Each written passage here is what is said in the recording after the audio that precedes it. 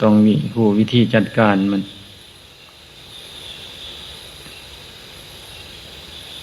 สิ่งของอย่างต่างๆเราต้องนั่นคือข้อวัดสินะสิ่งที่เราใส่แต่ละมื้อแต่ละวันเราก็ต้องเกียมไว้หน้าที่ของไผของเราต้องเกียมไว้เพราะฉะนั้นว่าเวลาสิเฮ็ดนั่นเฮ็ดนี่ก็จังแล่นหาบ่ได้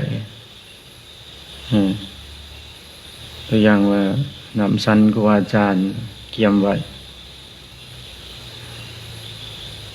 แต่ละผู้แต่ละคนเครื่องสอกเครื่องเสียงอย่างต่างๆต้องจัดการไว้สากไว้มันจังบ่เสียเวลามันจังเวลาเฮ็ดไปแล้วมันสบายนะลั่นของลั่นละครั้งยังโง่น่ะหานั่นหานี่มันกวนโมเลยนั่งสมาธิก็ต้องเวลาเฮ็ดข้อวัดก็ต้องเกียมไว้โลดนี่ก็มานั่งสมาธิเปิดธรรมะแล้วก็นั่งสมาธิบ่แม่นว่าเปิดธรรมะแล้วก็ย่างหนีบ่แม่นแน่เราต้องให้ความเคารพแก่ธรรมะบ่แม่นเปิดให้ผู้ใดฟังหรือเปิดในเฮาเองนี่แหละฟังให้พวกเฮานี่แหละฟังหรือว่าสิเปิดให้ที่ครูบาฟังบ่พวกเจ้าบ่ฟังนำ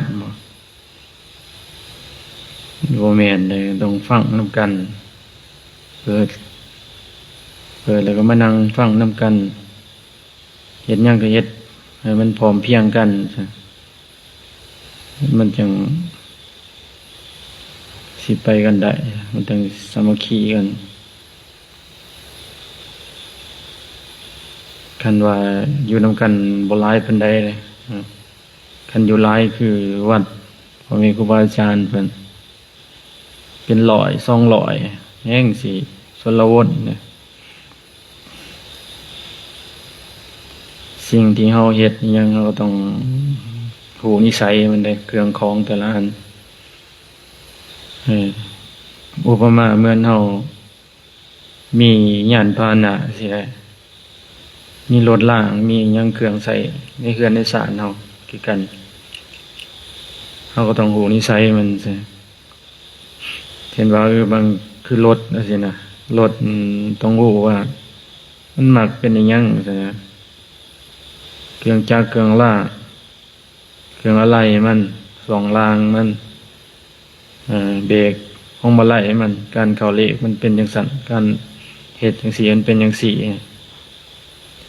มันต้องรู้นิสัยมันได้เครื่องของเฮานะเฮาจังสิใช้งานมันสะดวกคือคนเฮาสินะคือสถานที่เฮาอยู่จังซี่มันก็คือกันนะคือวัดว่าบ่อนใดมันบ่คักบ่แน่เฮาก็จัดการมัน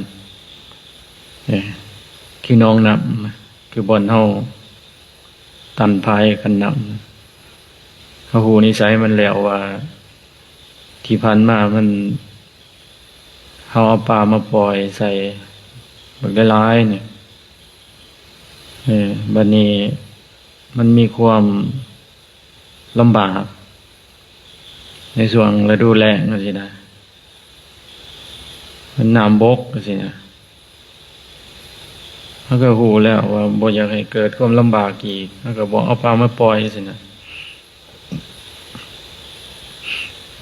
ปลามันเป็นธรรมชาติจังซั่นแหละมันไหลจังซั่นนะฮอดยามบกมันก็บกฮอดยามฝนตกแสนมีน้ำหลายก็มันไหลจังซั่นนะคันเฮาฮู้ว่ามันเป็นจังซั่นเนี่ยเฮาก็จัดการมันจังซั่นบางครั้งบางสิ่งบางอย่างเฮาก็แก้ไขได้เฮาก็แก้ไขไปจังนะคือคนอื่นจังซี่นี่คือเฮาอยู่ร่วมกันได้หลายคนจังซี่บางคนมีกรรมเกี่ยวข้องกัน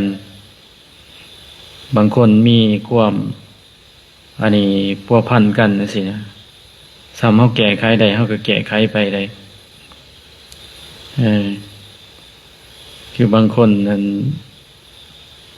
เขาซัวเขาดีสินะเฮาอยากไปแก้เขาแก้ไขเขาก็มันก็ลำบากนะ คนส่วนหลายนะ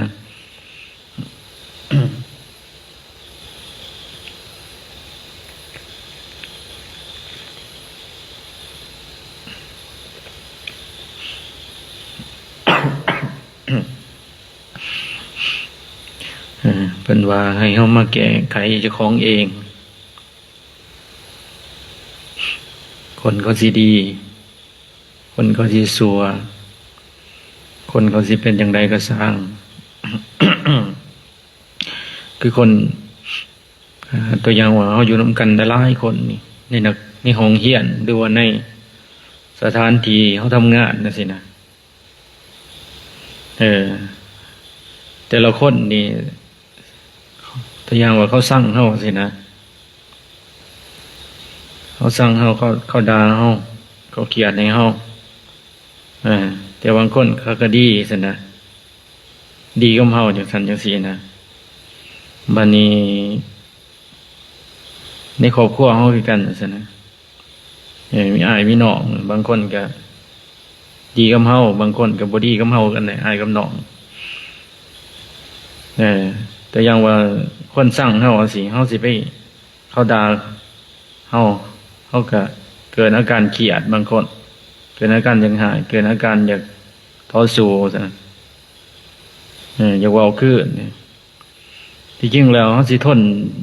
ไปแก้ไขเขาใดบ่ซั่นนะแต่อย่างว่ามี20คนซั่นไปหลอกแก้ไขแต่ละคน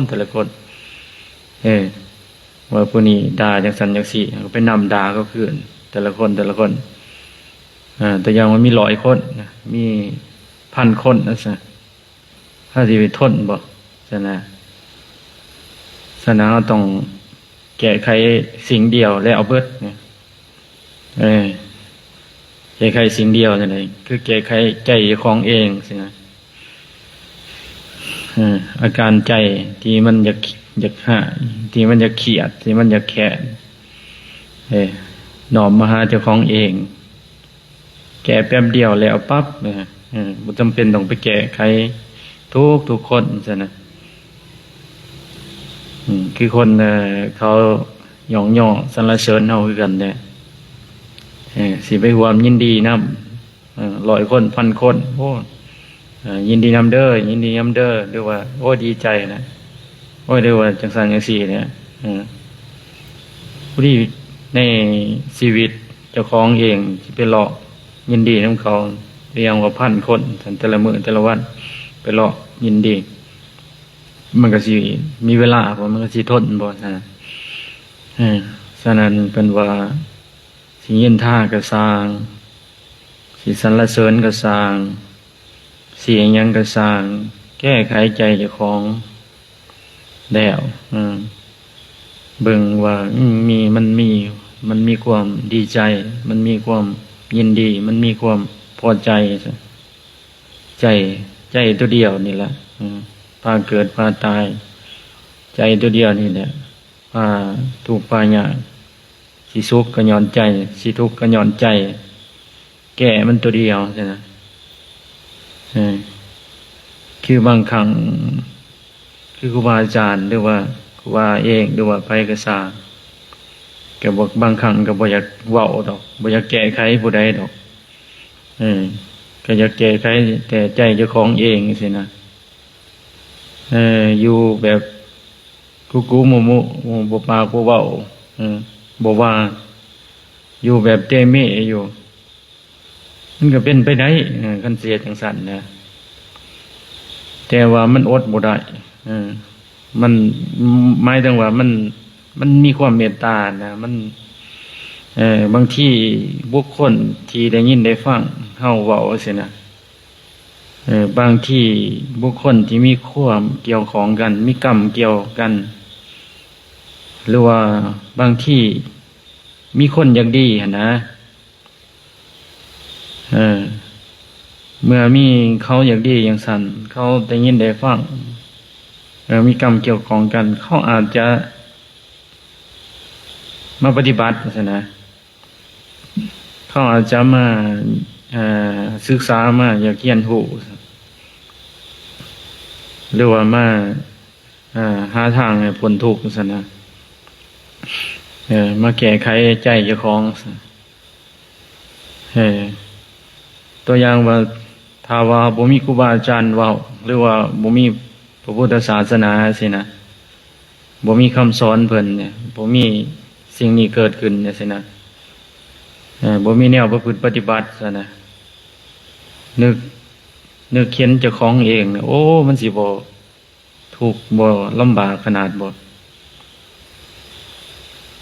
มันสิบ่ทุกข์บ่ลำบากขนาดจังใดก็คือมันสิไปและอิเลเกนังไปและตกเป็นถาสของตัณหาไปแล้วตกเป็นถาสของความโกรธความโลภความหลงนะโอ้มันสิบ่ทรมานขนาดบ่ไฟราคะไฟโทสะไฟโมหะหรือว่าความชั่วต่างๆมันสิไปเรื่อยๆนะมันสิบ่มีวันหยุดนะมันความหมายว่าไปเรื่อยๆมันสิก่อกรรมก่อความชั่วขึ้นมาเรื่อยๆเรื่อยๆมันสิเฮ็ดสารพัดนะสิ่งที่ใจมันอยากเฮ็ดนะเหมือนองคุลิมานนั่นสินะย้อนเราบ่ฮู้ซะนะเราก็เฮ็ดไปตามใจของเราแหละตามใจแบบสิ่งที่เราคิดว่ามันดีซะนะสำหรับเรานะที่จริงแล้วมันบ่ได้ดีตามธรรมมันนะเพราะว่าเพิ่นก็ก่อกรรมหรือว่าเป็นสิ่งที่เฮ็ดให้ความทุกข์มาหาเจ้าของแล้วก็เบียดเบียนตนแล้วก็เบียดเบียนผู้อื่นซะนะฟังเบิ่งแล้วนำขาแต่ละคนนะเอานิ้วโป้มาเป็นเท่าใดนะมาห่อยให้มันถึงพันบอกแต่ละคนนั้นมันสิทำได้เกิดว่านะสินำขาแต่ก็ได้999อันบ่ยังอันหนึ่งซะนะแต่เป็นก็บ่ถึงทำกรรมอันมาตุขาดคือขาบิดาแต่สิ่งที่พวกดังกล่าวนั่นนะเพิ่นเฮ็ดย้อนว่ามันมีกรรมเกี่ยวข้องกันอีกนะย้อนหลังไปอีกเนี่ยในอดีตศาสตร์ก่อนย้อนหลังเขาก็เคยทำลายเรานะอยู่ในเกาะในดอนอย่างนี้บ่แบบ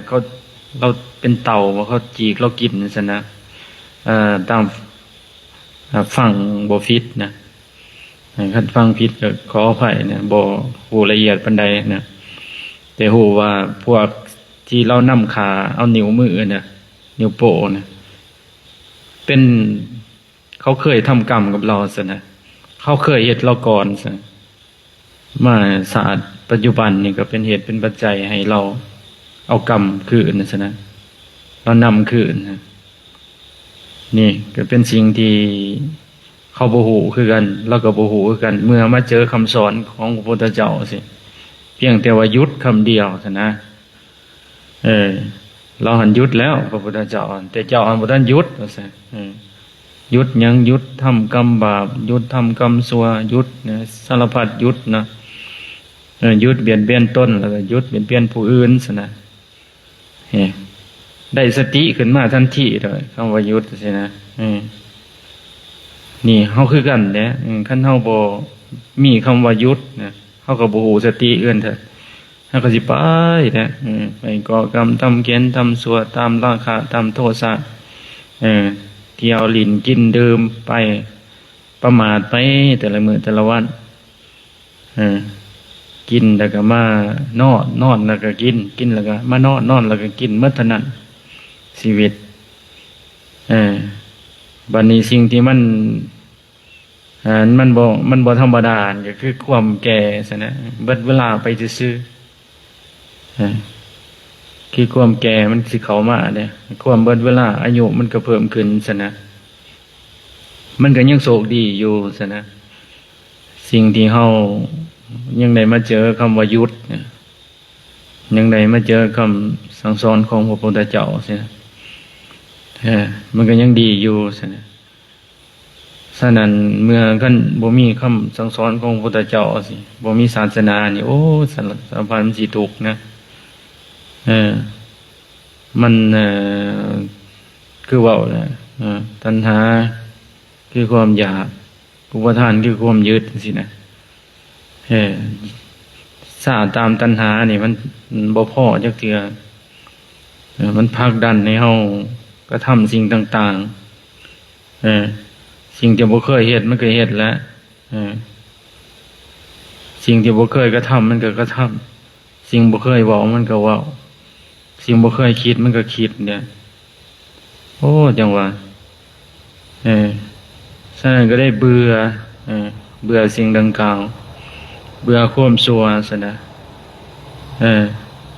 เมื่อเบื่อสิ่งความชั่วจังซั่นเฮามาฮู้ว่าตัวอย่างอยู่เฮามาอยู่ในจุดนี้ซั่นเฮาเห็นว่าสิ่งดังกล่าวที่ในอดีตหรือว่าในที่ผ่านมาซั่นมันบ่ดีนะมันแบบสิว่าจะได้น่ะความสุขหรือว่าปัญญาสินะมันมาอยู่จุดนี้เมื่อเฮามีความสุขเมื่อเฮามีปัญญาในจุดนี้เฮาเห็นสิ่งดังกล่าวนั้นโอ้มันเป็นตารู้ตนเขานะเป็นตารู้ตนศาสตร์เขาจะในมกมนไปยังอีกจักกี่ภพกี่ศาสตร์เขาสิได้มีสติคำว่าหยุดเขาสิได้มีคำว่าตื่นซะคำว่าหยุดสิ่งที่เขาประมาทอยู่นะจากการความสุขแบบเล็กๆหน่อยๆนะจากการที่ว่าสัมผัสด้วยรูปเสียงกลิ่นรสโผฏฐัพพะธรรมารมณ์สัมผัสด้วยใจที่มันทรงออกสัมผัสด้วยเอาอารมณ์แบบสุขจอมปลอมซะนะจากการปัสสะจากรูปจากเสียงจากกลิ่นจากรสแบบความสุขชั่วคราวซะนะเขาก็ว่าโอ้มันประเสริฐเลิศแล้วเขาว่าสำนั้นนะที่จริงแล้วเขาบ่ฮู้ว่าผลของสิ่งที่เขาเสพอยู่นะมันยังอีกจักกี่ภพกี่ศาสตร์เขาสิได้คำว่าสติเขาสิได้คำว่าหยุดเนี่ยมันสิพาเฮาเวียนว่ายตายเกิดอีกซะนะจังนั้นก็เข้าเป็นเปรตอสุรกายสัตว์นรกสัตว์เดรัจฉานสารพัดซะนะจากตัณหามันที่ผลักดันให้เฮากระทำมันนะจากสิ่งที่เฮาเสพอารมณ์นะใจมันส่งออกสมุทัยมันสินำทุกข์มาให้นะสมุทัยเป็นทุกข์ใจมันส่งออกเป็นทุกข์มันคือเฮาเสพอารมณ์ใช่นะแต่ถ้าเฮาเห็นสิ่งดังกล่าวซะนะเห็นว่ามันเสพในอารมณ์อยู่แต่ว่าเฮามีสติระงับมันอยู่ซะนะด้วยสติสัมปชัญญะเนี่ยก็คือฮู้ว่าอารมณ์ก็คืออารมณ์ซะนะมันยับยั้งได้ซะนะบ่ยึดบ่ติดในดังกล่าวซะมันก็เป็นนิโรธมันก็เป็นมรรคซะนะโดยการที่ใจมันก็เผือบอยู่ซะนะเฮาเห็นมันอยู่ซะนะเฮาเข้าไปแทรกแซงมันอยู่มันคิดหยังก็ฮู้อยู่อารมณ์มันเกิดแล้วก็ฮู้อยู่ซะนะโดยการมีสติสัมปชัญญะซะเฮาเห็นสิ่งดังกล่าวนะมันก็เป็นว่าสติสมบูรณ์ใช่นะ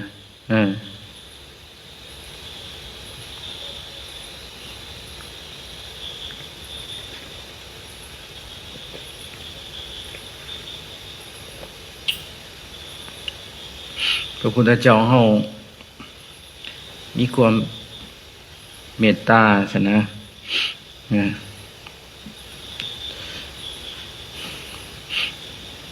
เฮาก็เมตตาต่อซะนะเมื่อเฮาได้มาศึกษาซะคำสั่งสอนของพระพุทธเจ้าเฮาก็เมตตาต่อความหมายว่าเมตตาครูบาอาจารย์เพิ่นก็ยังเมตตาเด้ผู้เพิ่นอันนี้นะแม้แต่เห็นคนอื่นตกทุกข์ได้ยากซะเห็นคนอื่นลำบากเพิ่นก็อยากช่วยเด้ครูบาอาจารย์เพิ่นเมตตาแต่เพิ่นช่วย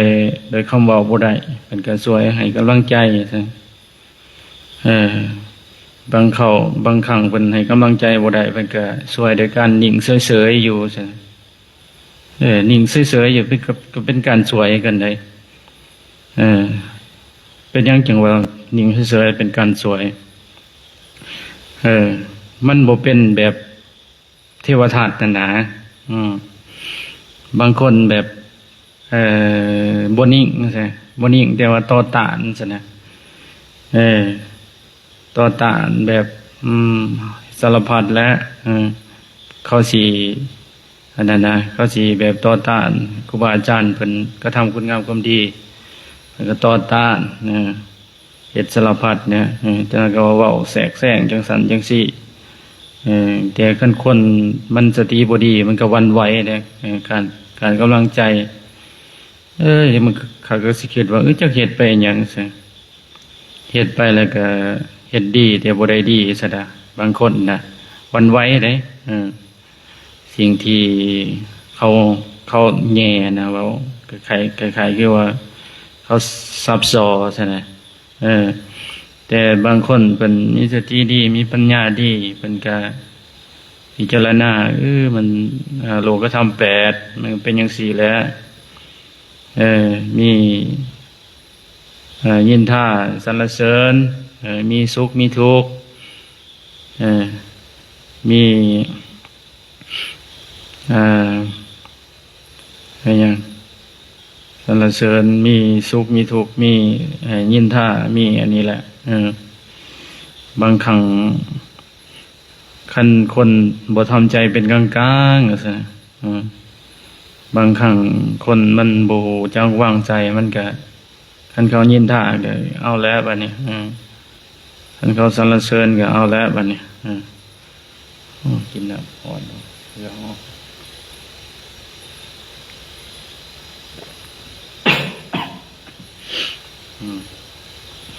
พวกเราก็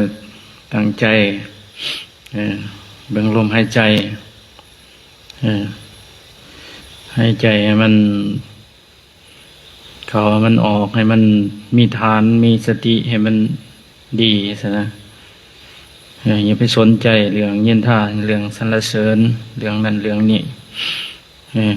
อยู่กับตัวเองสิแก้ไขใจตัวเองสิคนอื่นสิเป็นจังไดก็สร้างเขาคนอื่นสิดีก็สร้างเขาคนอื่นสิชั่วก็สร้างเขาซะ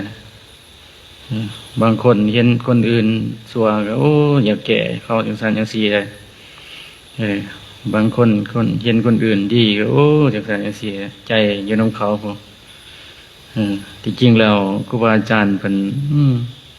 สิชั่วก็สร้างเขาสิดีก็สร้างเขาแก่ใจเจ้าของเองนะแก่ใจเจ้าของอยู่กับตัวเองที่ตั้งของตัวเองให้ตัวเองอยู่กับปัจจุบันนะสิให้มันได้สติตั้งมันสติตั้งมันเพื่อเวลาใจมันเกิดสมุทัยมันส่งออกใจมันก็เผื่อใจมันวุ่นวายอยู่ใจมันก็ซับกระส่ายอยู่ใจมันเกิดอารมณ์อยากบ่พอใจใจมันเกิดอารมณ์พอใจอย่างนั้นมันก็เป็นสมุทัยเบิดนี่เฮ็ดให้เฮาอยากดีอยากเด่นนั่นซั่นน่ะเฮ็ดให้เฮาอยากไปแก้ไขเขาหั่นนะเฮ็ดให้เฮาอยากเว้าอยากว่าเขาซั่นน่ะมันก็เป็นสิ่งที่ เป็นทุกข์มากันเด้คือครูบาอาจารย์เพิ่นเว้าอันเด้คือโง่สิเนาะคือความสุขจังซี่เรียกว่าความทุกข์จังซี่นะถ้าเฮาไปแก้ไขเขาตัวอย่างเขาชั่วซะหรือว่าอยากไปแก้ไขให้เขาดีซะนะมันก็บ่ได้เลยมันก็เป็นผิดเบิดเหมือนเฮาจับงูนะบางครั้งเฮาจับงูตัวหนึงอยู่เฮาจับหัวมันจังซี่มันก็ครบจังซี่นะแต่ถ้าเฮามาจับหางมันอีก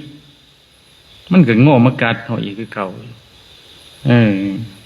ความสุขความทุกข์คือกันเนี่ยถ้าเฮาบ่รู้จักกันนั่นนะว่างมันนะ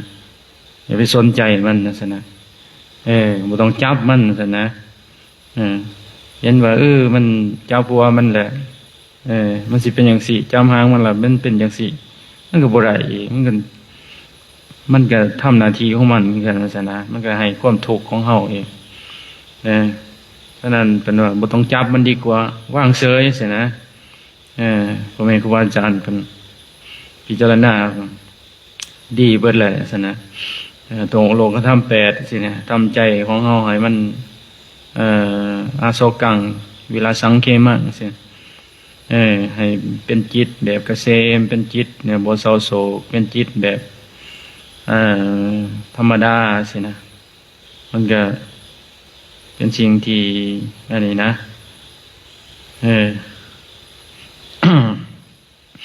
ก็ถือว่ามื้อนี้ก็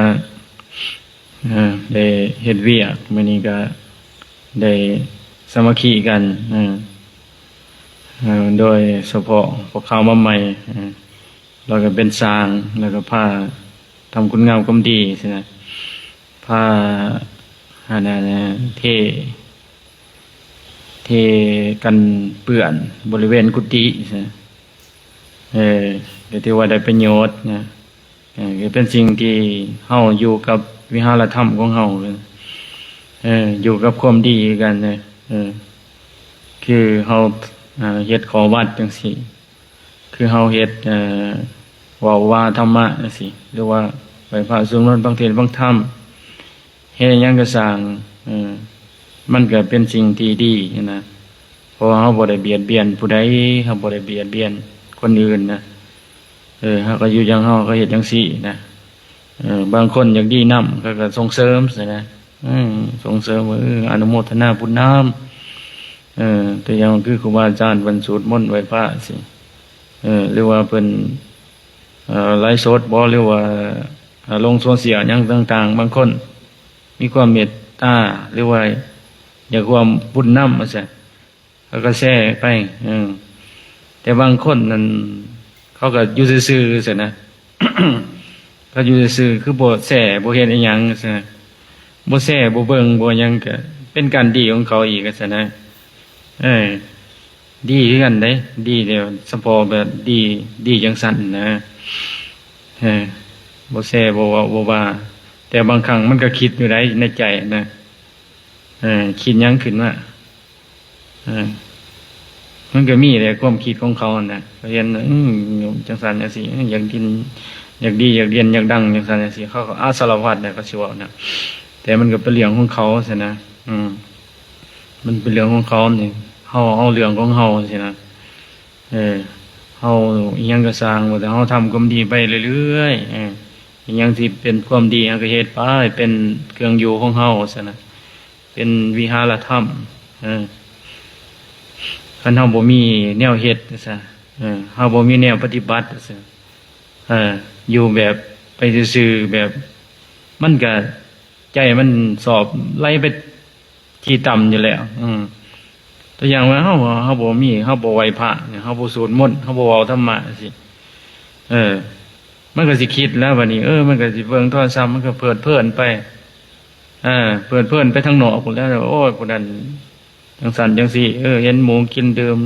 เห็นหมูเฮ็ดจังซั่นเที่ยวจังซั่นจังนี้เพราะว่าเฮาบ่มีเครื่องอยู่ด้วยกำแพงกั้นความชั่วซั่นนะโดยการวิหารธรรมของเฮาเครื่องอยู่ของเฮาก็คือความดีซั่นเฮาบ่เฮ็ดจังซี่มันใจมันก็ สอบไหลลงต่ำอยู่แล้วตามภาษาใจของธรรมชาติของใจสิมันก็ไหลลงต่ำมันก็ไปแล้วยีบดนเนี่ยมันก็หาแนวเสพแล้ววะนี่แนวเสพแนวเสริมใจมันที่ต้องการเนี่ยมันก็ไหลลงความชั่วเรื่อยๆสุดท้ายก็ชั่วไปซะนะคือบางคนก็บ่มีเครื่องอยู่ก็เฮ็ดความชั่วแล้วก็ใจมันก็2 โมงมันก็สิงหานปานออกไปซะนะมันก็เป็นสิ่งที่นะฉะนั้นเฮาสำคัญในเฮาอยู่กับปัจจุบันนั่นสินะหาแนวเห็นมันสิ่งที่มันเป็นประโยชน์ซะนะการที่เฮาใส่กรรมใหม่นี่เนี่ยมันเป็นสิ่งที่เรียกว่าการปัสสะนี่นะคือการปัสสะแบบมันบ่เป็นตาแล้วบ่ต้องปัสสะดอกนะบ่ต้องเบิ่งโลดซะนะคนมีสติปัญญาบ่ดีหั่นเช่นว่าคนมีสติปัญญาบ่ดีจังได๋ไปปัสสะของใหม่ๆสินะเบิ่งรูปนี่นะเบิ่งรูปซื่อๆนี่นะมันก็สร้างกรรมใหม่ขึ้นมาได้ทันทีเลยเบิ่งใจมันสิกระเพื่อมนี่นะ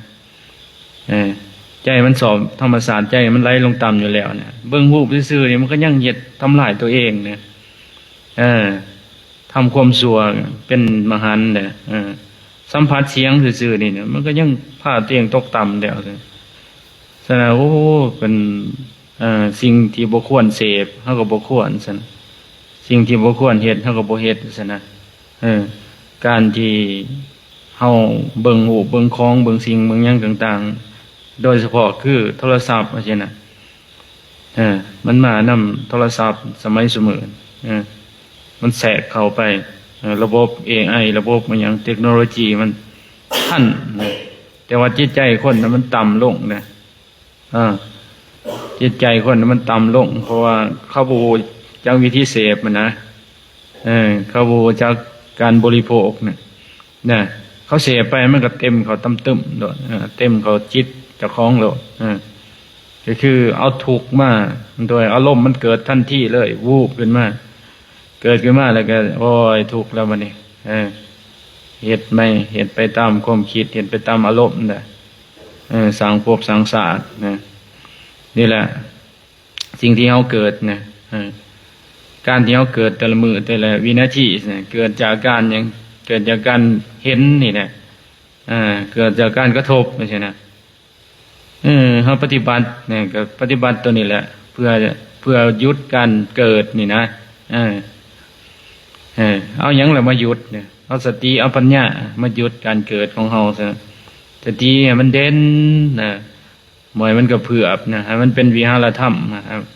ให้มันสักแต่ว่าเห็นไหนมันเป็นเบิ่งแบบเป็นธรรมศาสตร์อยู่ในความสงบสุขอยู่ในสติอยู่ในปัญญาสิเป็นวิหารธรรมของเราหมายมันเกิดเนี่ยนะหมายอารมณ์มันเกิดหมายลงอารมณ์นะเฮาพิจารณาซั่นนะเฮาเบิ่งเห็นจังซั่นนะมันก็บ่เกิดแล้วเบิ่งก็เบิ่งได้ผู้มีสติปัญญาดีบ่อยากเสพอีก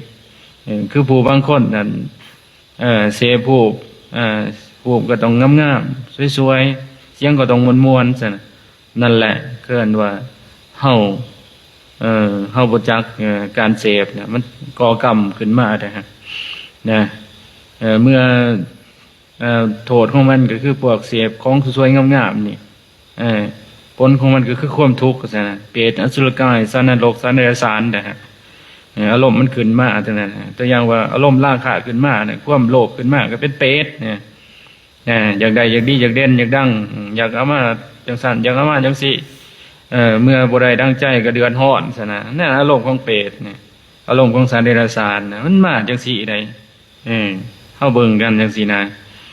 ฉะนั้นเฮาเสพก็ต้องให้มีสติมีระมัดระวังสิเสพอันหยังน่ะเบิ่งว่ามันสมควรบ่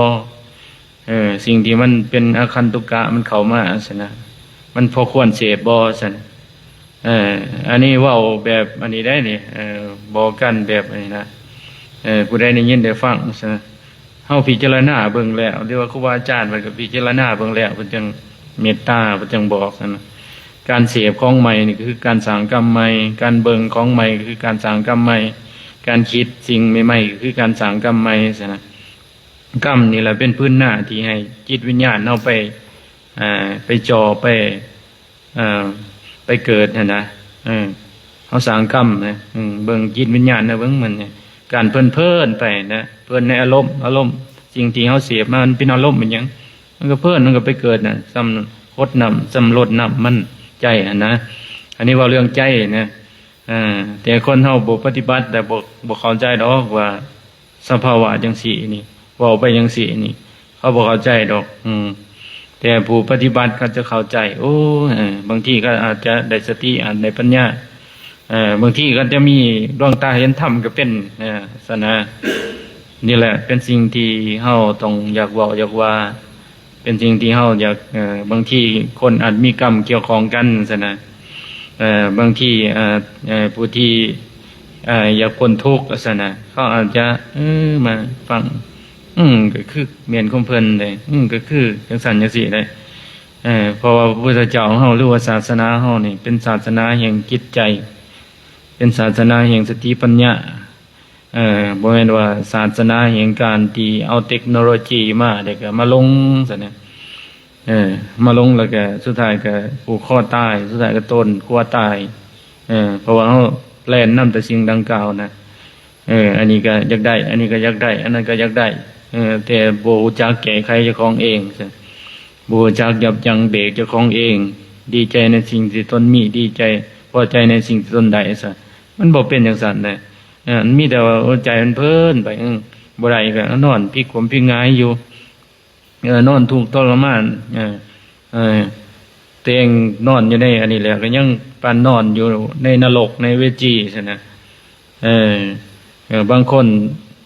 มันบ่มีแล้วก็ยังจังซั่นอีกบางคนมีแล้วก็ยังนอนในห้องแอร์ในห้องดูหราอยู่ก็ทุกข์คือกันเพราะว่าเจ้าของบ่พอเด้ก็ยังพลิกความพลิกหงายใจก็วนก็ว่ายก็ซ้ำก็สายอยู่ปานนอนอยู่ในนรกในอเวจีนอนในไฟซั่นน่ะนี่แหละเฮาต้องรู้จักแก้ไขใจเจ้าของเบิ่งใจเจ้าของศาสนาพุทธเฮาศาสนาแห่งจิตใจศาสนาแห่งการสติแห่งปัญญาซั่นน่ะเบิ่งเข้าไปลึกๆจังซี่แม่นบ่มีออกจิตมีหยังถามบ่มีขอดบ่มีบ่มีหยังถามบ่เสียงกระเพาะมีบ่มีคำถามบ่คันมีคำถามก็เอามาสิถวายหยังก็มาเจ้าหันมาถวายเพิ่นได้เนาะเป็นผู้หญิงมีผู้ชายกันต้องผู้ชายเข็นตัวสาธุคันบ่มีหยังถามก็โจทย์ซ้ำแดดมื้อนี้ซ้ำนี้